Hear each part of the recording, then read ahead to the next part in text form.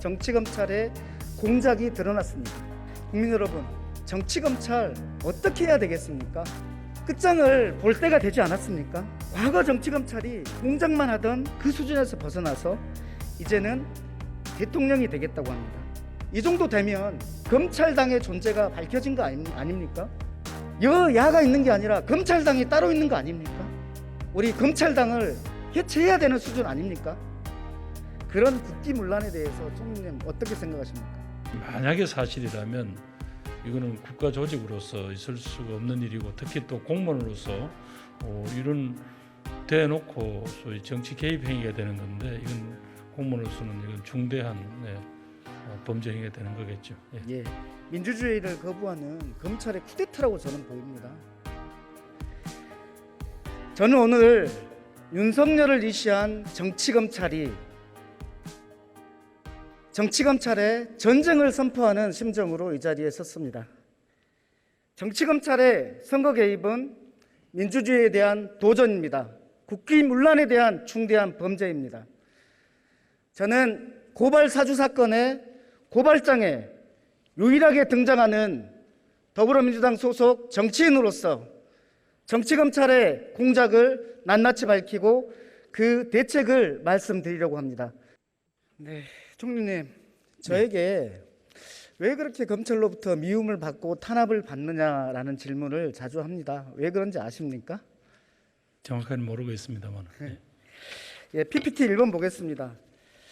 여기 보면은 결국 고발장의 내용입니다. 결국 황희석, 최강, 민병덕은 민변 출신이고 민병덕발 검찰 때리기 방송 보도가 이루어지면 황희석, 최강욱이 이를 그대로 받아 확대 재생산하는 역할을 했고 유시민 역시 범행에 적극 가담하였던 것이 틀림없습니다. 이렇게 쓰여져 있습니다. 이 세 명의 공통점이 무엇인지 아십니까? 민변 소속입니다. 그리고 2020년 4월 달에 21대 총선에 출마했던 후보자라는 것입니다. 만약에 검찰개혁을 주장하는 정치인들에 대해서 총선 직전에 기획고발을 하려 했다면 이거는 검찰발 총선 개입 검풍 사건이라고 할 수 없습니까? 이 사실이라면 그건 있을 수 없는 일이죠. 검찰의 속성상 지휘책임자가 모를 수가 없고, 만약에 몰랐다면 책임을 물어야 하는 그런 국기문란에 대해서 총리님 어떻게 생각하십니까? 이게 가정으로라도 말씀드리기가 정말 조심스럽습니다만은, 만약에 사실이라면 이거는 국가 조직으로서 있을 수가 없는 일이고, 특히 또 공무원으로서 이런 대놓고 소위 정치 개입 행위가 되는 건데, 이건 공무원으로서는 이건 중대한 범죄 행위가 되는 거겠죠. 예, 민주주의를 거부하는 검찰의 쿠데타라고 저는 보입니다. 네, 장관님, 네. 지난 월요일에 법사위 긴급 현안이 있었죠? 예, 그때 이렇게 말씀하셨습니다. 사실관계 규명에 시간이 오래 걸리지 않을 것이다. 추가로 밝혀진 게 있습니까? 이미 이제 공수처에 의한 수사가 개시된 상황이어서 그 점 좀 이해해 주셨으면 좋겠습니다. 이 사건 핵심은 고발장 누가 작성했느냐 아닙니까? 고발장을 누가 작성했느냐, 예, 물론입니다. 네. 그 고발장에 실명 판결문이 첨부되어 있기 때문에 그 실명 판결문을 열람했던 사람이 고발장 작성에 관여했다고 볼 수 있지 않습니까? 그렇게 추정함이 마땅합니다. 그럼 열람 기록이 당연히 남아 있을 텐데 이건 수사상 어려운 일이 아닌데 수사됐습니까? 열람 기록이 당연히 남아 있을 것이고요. 그 부분에 대한 조사가 이루어지지 않았겠습니까? 그러나 그때마다 다 그러한 수사 내용을, 경과를 다 낱낱이 밝히는 것은 또 별개의 문제라고 생각합니다. 예, PPT 4번 보겠습니다. 고발장이 전달된 경위를 정리해 보겠습니다. 장관님 보시면 손준성 검사가 고발장의 내용이 윤석열, 김건희, 한동훈의 명예가 훼손되었다. 이분들이 피해자입니다. 그런 취지의 고발장을 김웅 의원에게 전달했습니다. 그러면은 윤석열 총장의 동의나 지시 없이 이것이 가능하다고 보십니까? 핵심적인 수사 대상입니다. 그렇죠. 범죄에는 범죄 동기가 있다고 하던데 맞습니까? 대체로 범죄의 동기는 규명하려고 하는 것이 정상입니다. 손준성 검사에게서 김웅 의원에게 갔다라는 것은 물증으로 나왔는데, 그러면 손준성 검사가 이것을 한 이유가 윤석열 총장에게 잘 보이기 위해서라고 생각하십니까? 그래서 뭐 제가 답변할 사항이 아닌 것 같습니다. 예, 상식적으로 판단하면 될 문제라고 봅니다, 저는. 그 다음에요, 김웅 의원은 누구에게 전달했는지 잘 기억이 나지 않는다고 합니다. 그리고 대검 공안부장 출신의 정점식 의원님 아시죠? 예. 법률위원장이었는데요. 이분은 누구로부터 고발장을 받았는지 생각나지 않는다고 합니다. 좀 이상하지 않습니까? 아직 뭐 의혹이 다 규명되어 있지 않기 때문에요. 저는 이 정도 중요한 사건을 다룰 때는 당 내부에서 어떤 조율 과정을 거쳤을 거라고 생각하는데 어떻게 생각하십니까? 그 점도 역시 예, PPT 화면에 보면은 물음표 부분이 있습니다.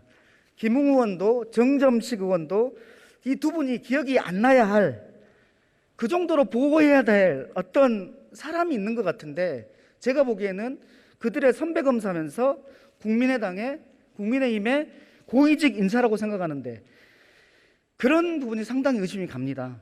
그 당시에 미래통합당의 최고위직 당직자가 공안검사 출신의 당직자인데요. 그분도 수사 대상에 포함되어야 한다고 생각하지 않습니까? 어쨌든 수사기관에 이제 지금 몫이 됐습니다. 그런 측면에서 공수처가 엄정히 수사할 것으로 그렇게 기대하고 있습니다. 제보자 조성은 씨는 자기가 받아가지고 어디에도 전달하지 않았다고 합니다. 정점식 의원은 보좌관으로부터 받았다고 합니다. 정점식 의원이 누구로부터 받았을까요? 저는 김웅 의원으로부터 받았을 수도 있지만은 김웅 의원이 아닌 손준성이라든지 또는 그 다른 검사로부터 받았을 수도 있다고 생각합니다. 그 부분에 대해서도 수사해 주시겠습니까? 규명해야 될 지점입니다. 그리고 마지막 부분인데요. 김웅 후보가 제보자에게 이렇게 말했다고 하죠. 대검에 접수하라. 중앙지검은 안 된다. 그런데요, 이 당시 조모 변호사 국민의힘 법률자문위원인데, 이분이 최초에 쓰기에는 어떻게 썼냐면 서울중앙지검을 관할로 썼습니다. 그런데 밑동당에서 제출된 서류에는 대검으로 되어 있습니다. 딱딱 들어맞지 않습니까? 아무튼 여러 의혹이 있는 건 맞습니다. 예, 이 부분에 대해서도 수사해 주십시오. 정치검찰의 이런 부당한 정치 공작이 비단 저뿐만이 아닙니다. 이번에 이재명 도지사, 우리의 유력한 대권 후보죠. 그분에 대해서도 표적 수사 대상이 되었다는 것이 얼마 전에 KBS 보도로 나왔습니다.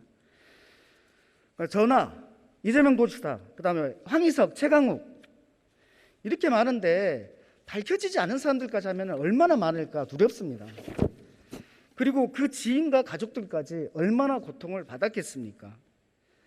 장관님, 우리 당의 대권 유력 후보에 대해서 표적 수사가 있었다는 의혹이 제기됐는데요. 여기에 대해서도 감찰이 필요하지 않겠습니까? 지금 서울중앙지검 인권보호관을 중심으로 사실관계 확인을 하고 있는 중입니다. 예, 국민 여러분, 코로나로 많은 분들이 힘들어하고 계십니다. 그중에서도 특히 소상공인들을 비롯한 일부 국민들은 벼랑 끝에 매달려 있습니다. 정치권이 민생을 최우선으로 해도 모자랄 판입니다. 그런데 이런 상황에서 정치검찰의 공작이 드러났습니다. 국민 여러분, 정치검찰 어떻게 해야 되겠습니까? 끝장을 볼 때가 되지 않았습니까? 과거 정치검찰이 공작만 하던 그 수준에서 벗어나서 이제는 대통령이 되겠다고 합니다. 정치권이 정쟁의 혈유로 다시 빠져들고 있습니다. 국민 여러분, 이번에는 제발 끝장 볼 수 있도록 해주십시오. 이번에 이 정도 되면 검찰당의 존재가 밝혀진 거 아닙니까? 여야가 있는 게 아니라 검찰당이 따로 있는 거 아닙니까? 우리 검찰당을 해체해야 되는 수준 아닙니까? 국민의힘에도 한마디 드리겠습니다. 범죄인은 정쟁의 대상이 아닙니다. 검찰로부터 받은 고발장과 유사한 국민의힘 명의의 고발장이 있습니다.